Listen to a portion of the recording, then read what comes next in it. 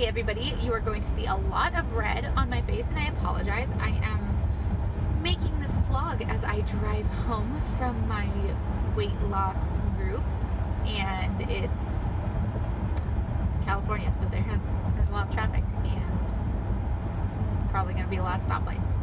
So anyway, which spot to start at this week? Let's start with weight. I did lose weight. It comes with a little bit of a caveat. I had a really hard, sorry, I've got an itch on my nose. I had a really hard week mentally, and they have suggested that we buy a scale and start weighing ourselves here and there. And there's a bit of debate going on in the group actually as to how often to weigh yourself. How often is good, healthy, versus how often is obsessive, versus how often is not often enough. So at this point, they have recommended, or the facilitator that runs the group every week, has suggested every day.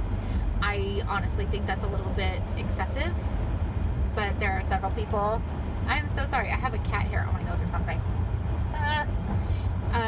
There are some people who used to check their weight, every few hours, 2 or 3 times a day, and that would absolutely be too obsessive.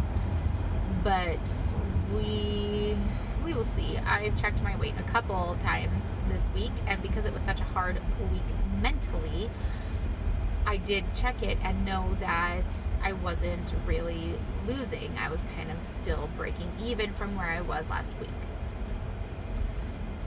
Now, it was supposed to be transition week. So, like I said, I have a couple extra weeks before I transition, but knowing that I could eat made the mental games really kick up a notch this week. I'm hoping this coming week won't be like that, but this past week it was really, really rough, and seeing that the scale wasn't moving at all, I basically pushed off half of my meals that I normally eat before I weigh in on Mondays until after I weighed in. So I only ate about half of what I normally intake before weighing in. I'm still going to eat that because my body needs the nutrients, but I just decided to push it off until after I had weighed in. So I'm not sure exactly how accurate it is.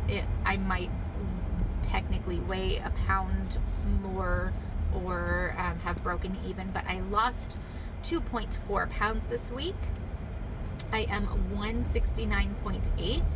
My driver's license says I weigh 170, so the first time that I have weighed what my driver's license says I weigh, probably, in all honesty, ever, because my driver's license has always said that I weigh less than I generally do. So pretty excited about that.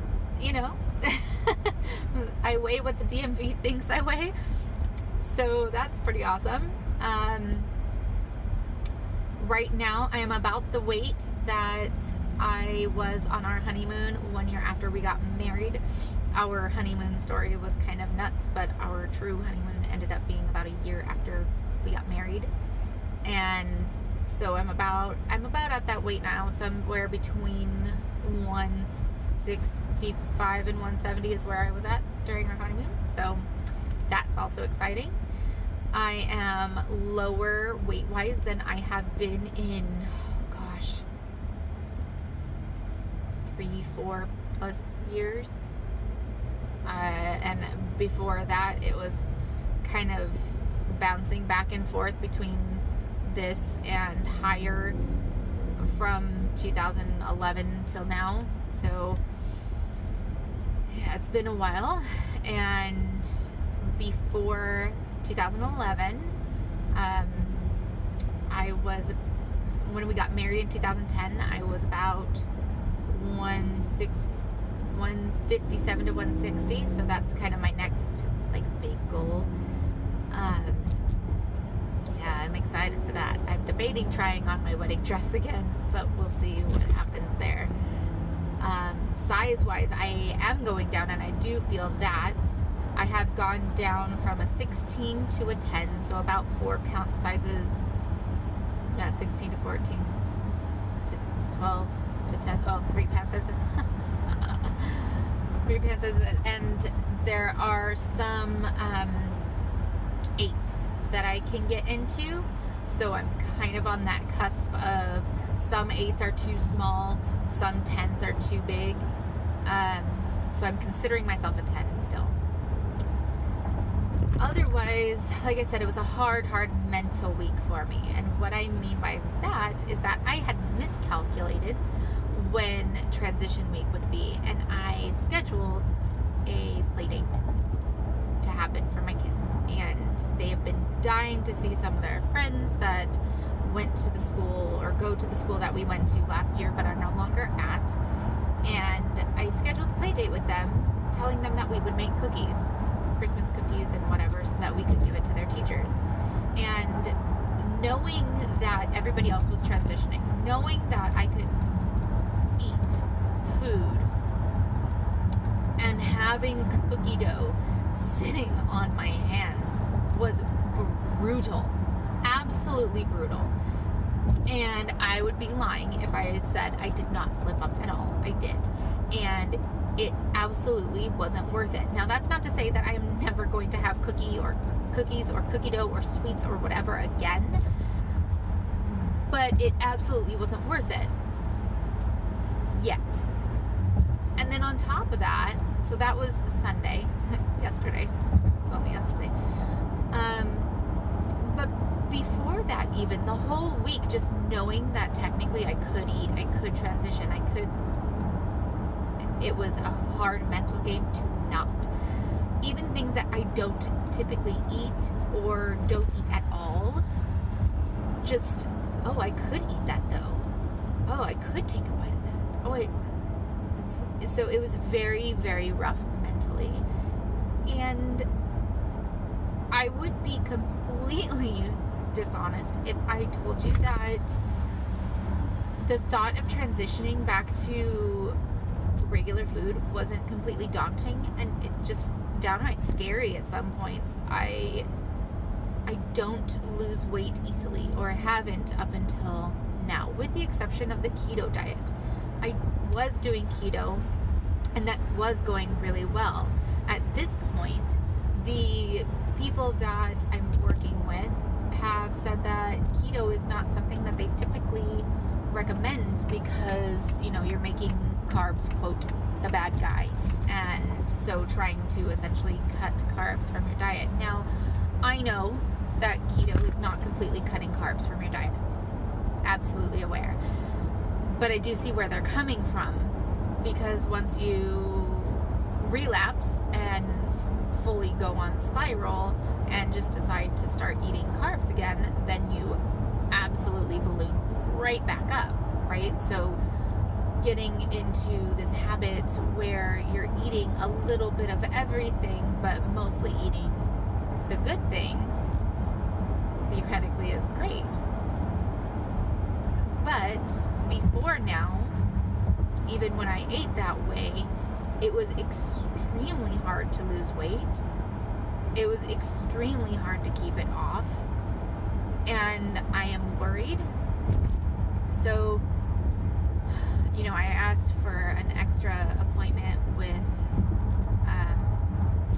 not only the dietitian who's doing our weekly groups, but with the doctor for probably right around or after my birthday, just to kind of touch base with where they think that is. And I asked them to do a little bit of research into people using the keto diet for women with PCOS, because that's why the keto diet was recommended to me in the first place, was that the keto diet for women with PCOS can be very beneficial, much like it is to somebody with epilepsy.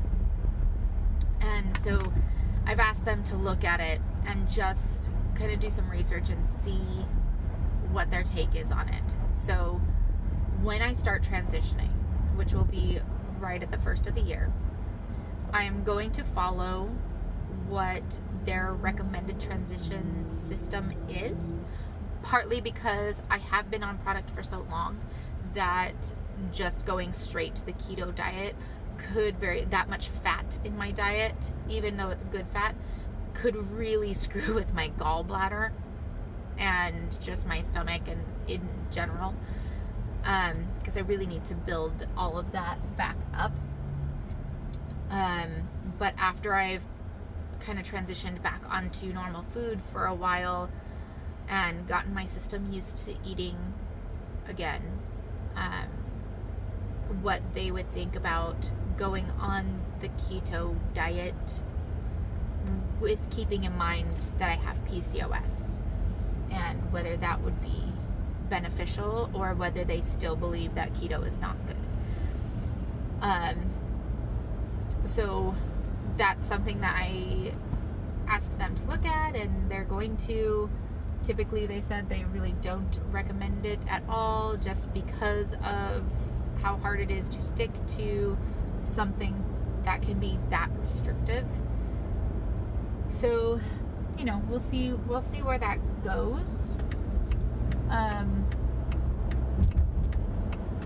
But otherwise, just knowing that they're going to have this extra appointment with me, just knowing that they're going to look at and research it and have an open conversation with me about it is very comforting.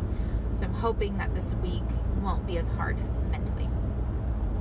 Anyway, overall, I lost. I'm excited. I've got somewhere between 29 and 39 more pounds to lose. I think I'm gonna shoot for that 30 and then reevaluate.